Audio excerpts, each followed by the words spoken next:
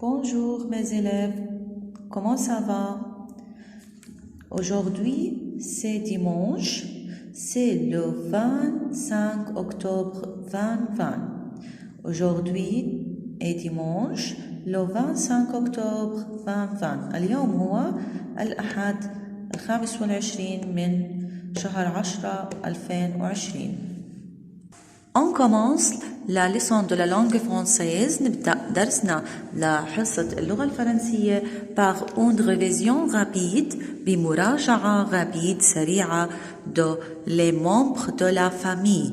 Les membres de la famille أو de ma famille لأفراد عائلتي. أنا كتبتهم مع استخدام ضمير الملكية لادجكتيف بوسيسيف مون للمذكر لي لما يكون الاشي مذكر تذكروا وما لو برونوم بوسيسيف ضمير الملكية adjective بوسيسيف ضمير الملكية للفيمينا اللي بيسبق الأسماء الفيمينا ما. إذا حكينا ما ومن التنتين معناهم لي، ولكن من تسبق الشيء اللي بملكه بيكون مذكر، ما تسبق إذا الشيء اللي بملكه بيكون مؤنث. حنراجع أعضاء العائلة أفراد العائلة ونتذكرهم. يلا mon grand-père جدي mon grand-père جدي mon père أبي mon père أبي mon oncle عمي أو خالي mon oncle عمي أو خالي mon frère أخي mon frère أخي. نيجي les membres de la famille féminin المؤنثات الأفراد العائلة اللي فيهم مؤنث تسبقهم l'article l'adjectif possessif ma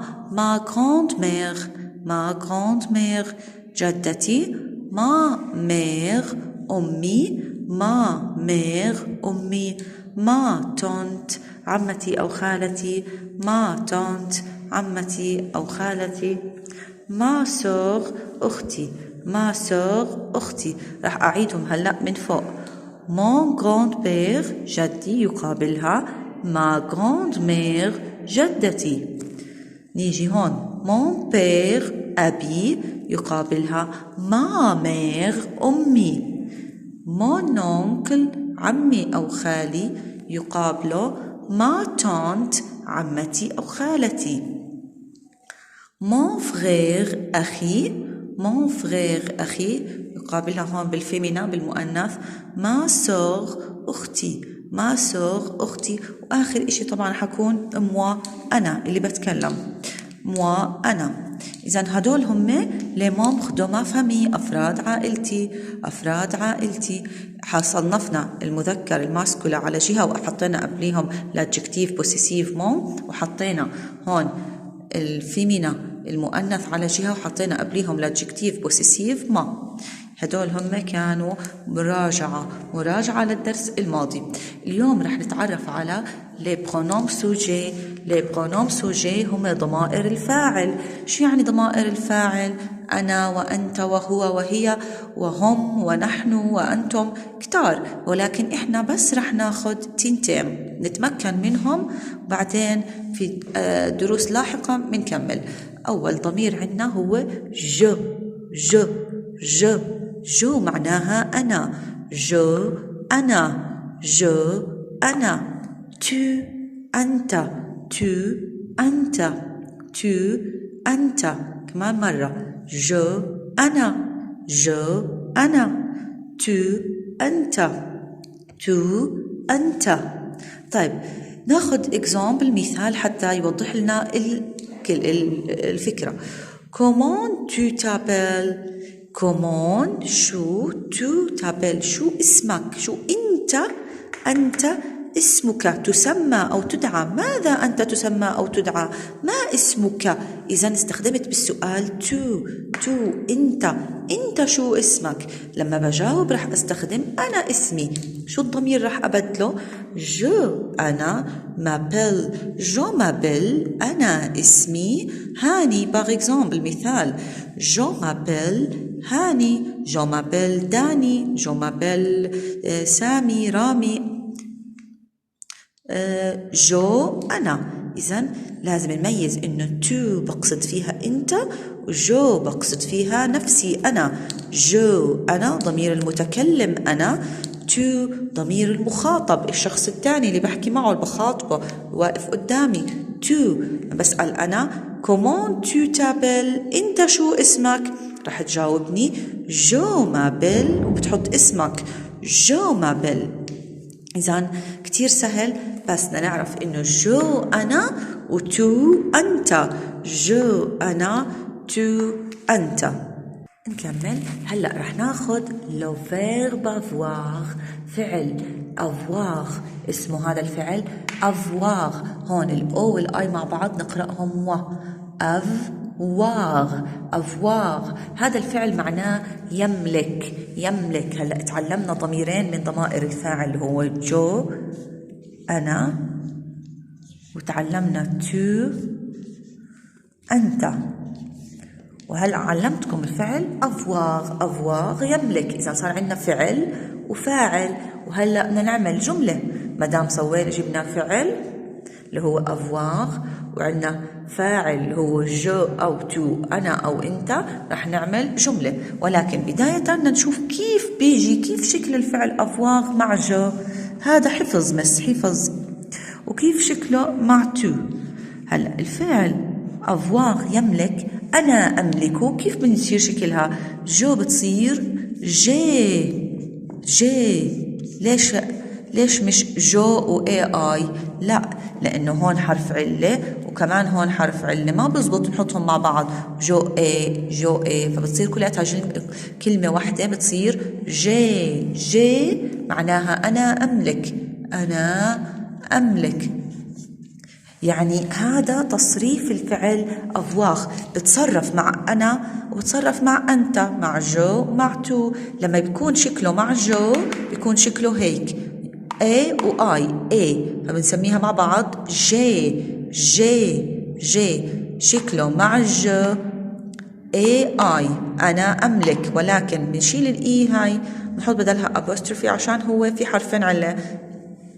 طيب معناها أنا أملك جي أنا أملك. طب مع تو بصير شكل الأفواغ، فعل أفواغ أفواغ اللي هو فعل الملكية، مع تو بصير شكله تيا.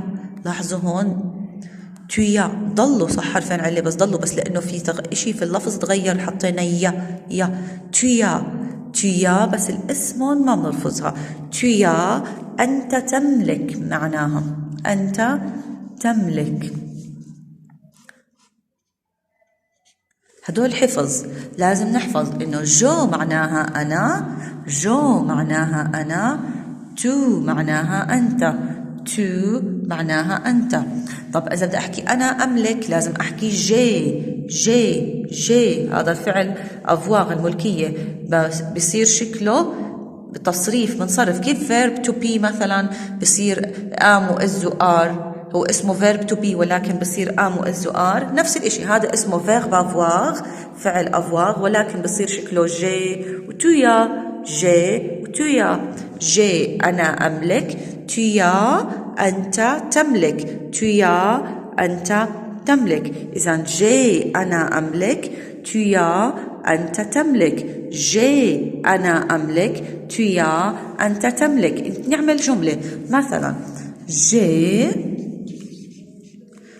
دو فغير، أنا عندي أخين. جي دو فغير، عندي أخين.